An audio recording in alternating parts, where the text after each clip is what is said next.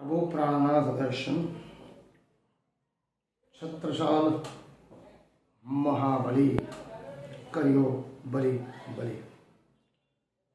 प्रभु प्राणनाथ दर्शन महामती श्री प्राणनाथ जी महाराज, जिन्हें विजयाभिनंदन बुद्ध निष्कलंक अवतार कहा गया, 28वें कलयुग में आएंगे। सतयुग, द्वापर, त्रेता एवं कलयुग हुए। चारों युगों में जिस सत्य सनातन धर्म, सत्य धर्म, जिस धर्म में, जिस विचारधारा में मानव मात्र एक समान विश्व बंधुत्व, प्रेम, स्नेह, दया एवं करुणा, साथ साथ अहिंसा, हजारों युग बीत गए। आज का मानवीय सत्य का द्वापर को त्रेता और कलयुग में एक ऐसा युग जिसमें मनुष्य परम तत्व को पा सकता है। सतयुग में हजारों साल ऋषि मुनि तपस्या साधना करते हैं, परम तत्व को पा नहीं सकते। वही बात द्वापर में हुई, वही त्रेता में। लेकिन ये कलयुग के लिए ये क्यों कहा गया कि मनुष्य अपने जीवन के अंतिम छोर पहले उस परब्रह्म परमात्मा खुदा ताला बरहक सफरम truth of God Guru Nanak Dev को समझिए परम तत्व को पा सकता है। कारण क्या है? सत्य को द्वापर और त्रेता तीनों में जितने भी ग्रंथ लिखे गए, धार्मिक विचारक तत्वज्ञानी महान पुरुष हो, संत कबीर, सूरदास, गुरु नानक देव जी, दत्तदास महाराज, तिरुवल्लुवर, पांडुरंग आठवले, मीराबाई, कबीर साहिब, गुरु नानक देव जी, महामती श्री प्राणनाथ जी महाराज, सदगुरु धनी देवचंद्र जी, बुद्ध और महावीर, राम और कृष्ण भी आए, जिन्होंने परम तत्व की बात की। तो सभी धर्म ग्रंथों, चाहे वो हिंदू पक्ष हो, मुस्लिम हो, ईसाई, सिख, 28वें कलयुग में पूर्ण ब्रह्म परमात्मा स्वयं इस कालमय के ब्रह्मांड में जन्म लेंगे और उनके यहाँ जो परमधाम ब्रह्मपुर है, हिंदू पक्ष में, मुस्लिम पक्ष में अर्श अजीम, अनगिनत, न गिनती ब्रह्म सृष्टि की।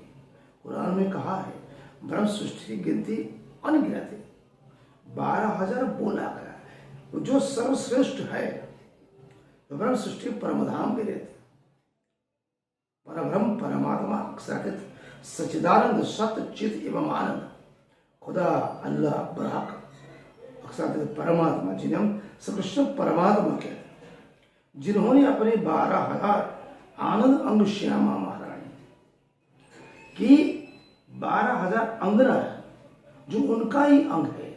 कह सके राज्य की अर्धांगिनी आनंद अंग कौन? श्यामा महारानी।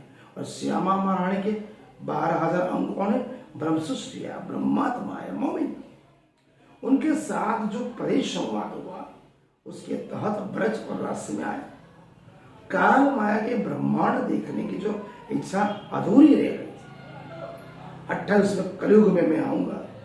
माहेश्वर तंत्र में शंकर और मां पार्वती का संवाद, द्वापर से पहले सतयुग में महाविष्णु और लक्ष्मी जी का संवाद, और ब्रह्मा स्वयं को पता था। ये सब बातें कुरान भी कहता है, ईशा पक्ष भी कहता है, गुरु ग्रंथ साहिब भी कहते हैं और भागवत गीता कहते हैं। तो उस परमात्मा के प्रति संवाद इस ब्रह्म सृष्टिया इस कालमय के ब्रह्मांड में है। तो तारतम मतलब जो तार से तार, अंधकार से परे जो ले जाए, प्रकाश की ओर ले जाए, उस मंत्र को तारतम कहता है। 3 प्रकार की सृष्टि, जीव सृष्टि, ईश्वरी और ब्रह्म। आज कालमय के ब्रह्मांड में 33 कोटि देवी देवता, स्वयं परमात्मा कहते हैं। ये मानव जीवन, प्राणी मात्र, पक्षी मात्र, इस ब्रह्मांड को चलाने के लिए एक प्रकार के मेरे चुनिंदा भेजे हुए सैनिक है, अधिकारी है। वो आपकी सेवा और सुख सुविधा के लिए ये मनुष्य क्या करता है? उसकी पूजा अर्चना करता है, सेवा करता है, तपस्या करता है, उपवास करता है, कठिन संघर्ष करता है, केवल और केवल भौतिक चीज वस्तु की लालसा के लिए, तो वो प्रसन्न भी हो जाते हैं। लेकिन वो ब्रह्मा विष्णु महेश, चामुंडा कहो, दुर्गा कहो, गणेश कहो, अत्यंत कठिन तपस्या, उपवास, व्रत, नियम, जप तप सब कुछ करने के बाद अंत में वो प्रकट होते हैं। क्या बोलते हैं? तथास्तु, तुझे क्या चाहिए? मानवीय मांग लेता है, भौतिक चीज मांगता है, परम तत्व कभी मांगता नहीं। अरे मांगता तो क्या कहते हैं?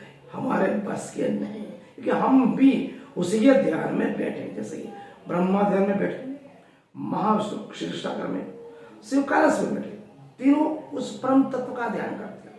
मतलब वो चीज बता नहीं सकते, नहीं दे सकते, नहीं दर्शन कर सकते, न उसकी जानकारी दे सकते। जानकारी उन्होंने संक्षेप में दी, लेकिन सांकेतिक तौर पर।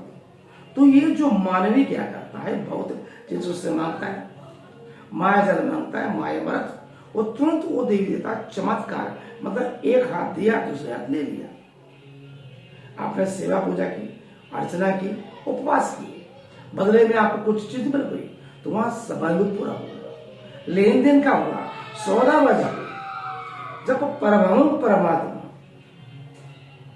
वो चमत्कार नहीं देते, दर्शन नहीं देते, उनकी अनुभूति होती है, एहसास होता है, क्योंकि वो परम तत्व आपके परम हृदय मन तन में जो चेतना में जागृत अवस्था है, उस आत्मा से उनका संबंध जुड़ा हुआ। तो परम तत्व का, परब्रह्म परमात्मा का एहसास होता है, अनुभव होता है। तो ऐसा होता है, एक आत्मा दूसरे आत्मा से मिलती है। इसलिए कहते हैं ये ब्रह्म सृष्टि है, ये परमधाम से जो ज्ञान आया, 18,758 जो पाया क्विंटम स्वरूप आए, केवल और केवल ब्रह्म सृष्टि के लिए ही आया। वही उस परम तत्व की, परमधाम की, अरसे अजीम की, ब्रह्मपुर की, वहां जो संवाद हुआ, वही बात को केवल ब्रह्म सृष्टि ही समझ सकती है, दिल में उतार सकती है। जैसे दिल में उतरा परब्रह्म परमात्मा के मिलने की लालसा, दर्शन करने की, अनुभूति करने की, एहसास करने की अभिलाषा पड़ता थी, और स्वयं तुरंत धीरे धीरे वो माया जाल से दूर होता जाता है। और परम तत्व के पास पहुंचने के लिए केवल और केवल गोपी लक्षण, माधुर भक्ति, प्रेम लक्षण भक्ति, जैसे गोपियों ने कृष्ण के साथ से दी, वही करता है।